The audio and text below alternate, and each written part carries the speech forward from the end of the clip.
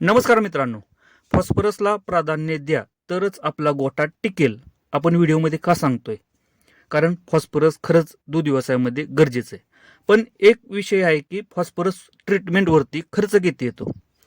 जर खर्च ऐकला ना मित्रांनो, 100% तुम्हाला धक्का बसणार आहे. 300 रुपये 3 महिन्यासाठी खर्च आहे एका गाईला. फक्त 300 रुपये 3 महिन्यातून एकदा करायचा आहे. आता तुम्हाला असं वाटेल की फक्त 300 रुपये, त्यासाठी व्हिडिओ हा शेवटपर्यंत बघा मित्रांनो. व्हिडिओ जर आवडला तर लाईक करा, चॅनलवरती नवीन असेल तर चॅनलला सबस्क्राईब करायला विसरू नका. नमस्कार मित्रांनो, शेतकरी आणि टेक्नॉलॉजी आपल्या यूट्यूब चॅनलमध्ये स्वागत आहे.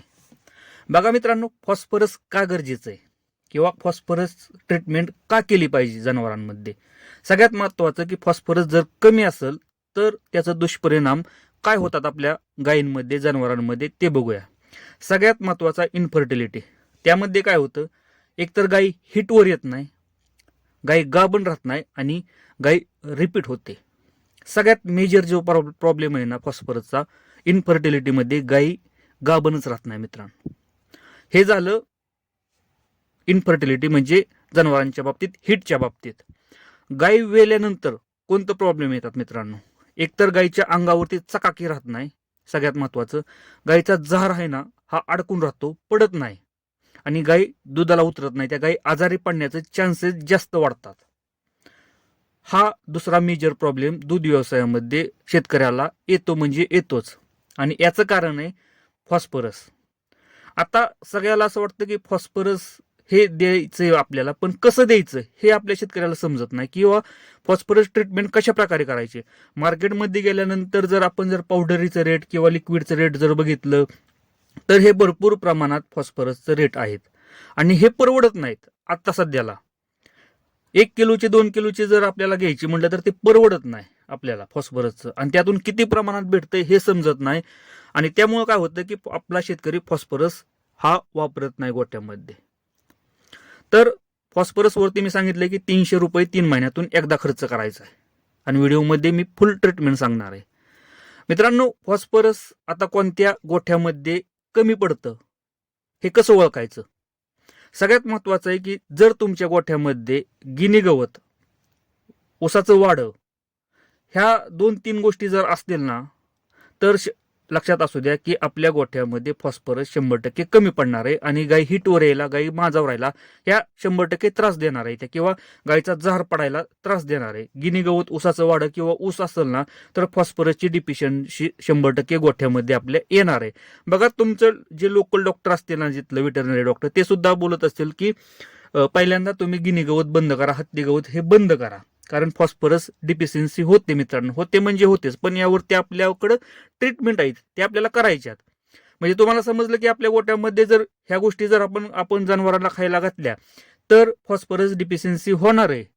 पण प्रॉब्लेम असा आहे की गिनी गवताशिवाय आणि ऊसाशिवाय आपल्याला पर्याय नाही. त्याशिवाय दूध व्यवसाय परवडणारच नाही. मुरगास परवडत नाही, किराळ्यातली मका घालणं कंटिन्यू छोट्या दूध व्यवसायकाला परवडत नाही. मग त्यावरती आपण ट्रीटमेंट आणली.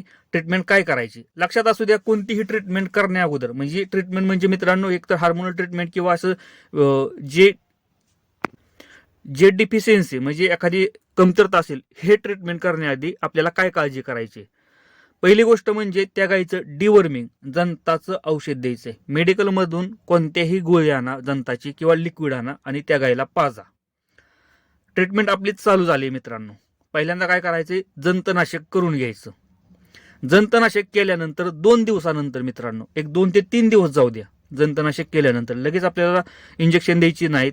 2 ते 3 दिवस जाऊन द्यायचं, आणि 3 दिवसानंतर मित्रांनो टोनोफॉस्फेन नावाचं इंजेक्शन आणायचं. 100 ml ची बाटली आणायची डायरेक्ट टोनोफॉस्फेनची, आणि आपल्याला ती द्यायची. आता देण्याचा मार्ग कसा आहे किंवा किती प्रमाणात द्यायचं. मित्रांनो, टोनोफॉस्फेन देण्याचे 2 मार्ग आहेत, एकतर इंट्रामस्क्युलर आणि एकतर इंट्राव्हेनस मध्ये आपण देतो. इंट्रामस्क्युलर दिल्यानंतर 70 ते 80% रिझल्ट भेटतो, आणि इंट्राव्हेनस दिल्यानंतर 90 ते 95% रिझल्ट भेटणार आहे. त्यामुळे तुम्ही डिपेंड करा की तुम्हाला कोणत्या रूटनं द्यायचे. आता ह्या सगळ्या गोष्टी इथून पुढे डॉक्टरांकडे ट्रान्सफर करायच्यात किंवा डॉक्टरांकडून आपण करून घ्यायच्या आहेत मित्रांनो. मी प्रेफर करणार आहे इंट्राव्हेनस, म्हणजे शिरमधून द्यायचंय. त्यासाठी लोकल वेटरनरी डॉक्टरांना आपल्याला बोलवायचं घरी आणि इंट्राव्हेनस द्यायचंय. याचा डोस ठेवायचा मित्रांनो 10 ते 12 ml आणि 4 दिवस, म्हणजे रोज 12 ml दिलं तर 48 ml आपल्याला त्या गायीला टोनोफॉस्फेन हे इंजेक्शन द्यायचंय. मी स्वतः केलेलं आहे गोठ्यामध्ये. मी स्वतः इंजेक्शन देतो, मला माहिती आहे, त्यामुळं मला डॉक्टरांकडे बोलवायची गरज नाही. मी स्वतः इंजेक्शन देतो मित्रांनो. पण तुम्हाला जर देता येत असतील तर चांगली गोष्ट आहे, नसेल तर डॉक्टरांना बोलवा. घरच्या घरी हा प्रयोग करू नका, कारण इंजेक्शन देणं हे खूप रिस्की काम आहे. जोपर्यंत तुम्हाला येत नाही, शिकत नाही तुम्ही, तोपर्यंत ह्या घरच्या घरी प्रयोग करू नका. 1,00,000-1,50,000 रुपयाची गाय तुमच्या 50 आणि 100 रुपयासाठी जीव जाण्याचा किंवा धोका असतो मित्रांनो. फक्त आपण ट्रीटमेंट सांगतोय काय की कशा प्रकारे आपण ट्रीटमेंट करायची. 12 ml चा डोस ठेवा मित्रांनो, 4 दिवस ट्रीटमेंट करायची.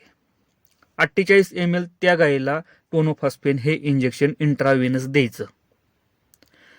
आता इंट्राव्हेनस दिल्यानंतर 1 दिवस गॅप द्यायचा आणि अजून एक इंजेक्शन आणायचं मित्रांनो. ॲडव्हान्स मध्ये मी सांगतोय ते इंजेक्शन व्हिटॅमिनचं, व्हिटॅमिन A, D3 आणि E. 10 ml चं इंजेक्शन भेटतं आणि इंट्रामस्क्युलर हे 10 ml 1 दिवस गॅप सोडून देऊन टाकायचं एकदाच.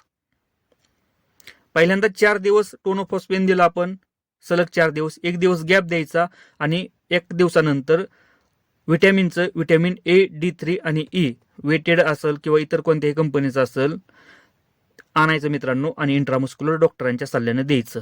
आता तुम्हाला वाटेल की ह्या इंजेक्शनाचा रिझल्ट लगेच दुसऱ्या दिवशी, तिसऱ्या दिवशी किंवा चौथ्या दिवशी तुम्हाला दिसल, पण असं होत नाही. इंजेक्शनाचा रिझल्ट कमीत कमी तुम्हाला 10 ते 15 दिवसानंतर ह्या इंजेक्शनाचा रिझल्ट तुम्हाला दिसणार आहे. कारण टोनोफॉस्फेनचा रिझल्ट हा मित्रांनो तुम्हाला 10 ते 12 दिवसानंतरच तुम्हाला दिसणार आहे गोठ्यामध्ये. ज्या गायी हिटवर येत नाही, ज्या गायी गाभण राहत नाहीत ना, त्या सुद्धा गायी व्यवस्थित हिटवर येतात. हिटवर आल्यानंतर सगळ्यात महत्वाचा प्रश्न आहे की हिटवर आल्यानंतर जो सूट आहे ना मित्रांनो, त्या सूटमध्ये बघा, जो पहिला जो सूट आहे ना ट्रीटमेंट करण्याआधी आणि ट्रीटमेंट केल्यानंतर सूट, यामध्ये जमीन आसमानचा फरक दिसणार आहे. चिकटपणा पण चांगल्या प्रकारे राहतो आणि सूटची क्वालिटी आणि क्वांटिटी पण जास्त प्रमाणात राहते मित्रांनो. माझ्या गोठ्यामध्ये सुद्धा हा प्रॉब्लेम येत होता की सूट हा कमी प्रमाणात गायी टाकायच्या आणि चिकटपणा कमी असायचा. त्याच्यामध्ये सुधारणा झाली, इम्प्रूव्हमेंट झाली आणि सोडचं प्रमाण सुद्धा चांगलं. जेवढा जास्त सोड पडेल तेवढी गायी गाभण राहण्याचे चान्सेस राहतात मित्रांनो.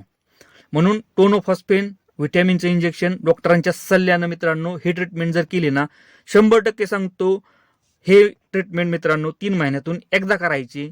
तुमच्या गोठ्यामध्ये कसलाही फॉस्फरस कमी पडणार नाही. आता याचबरोबर आपल्याला काय करायचंय की फॉस्फरस बरोबर आपल्याला मिनरल मिक्सचर पावडर ही कंटिन्यू चालू करायची मित्रांनो. बऱ्याच गोठ्यांमध्ये मिनरल मिक्सचर पावडर ही चालू करत नाहीत.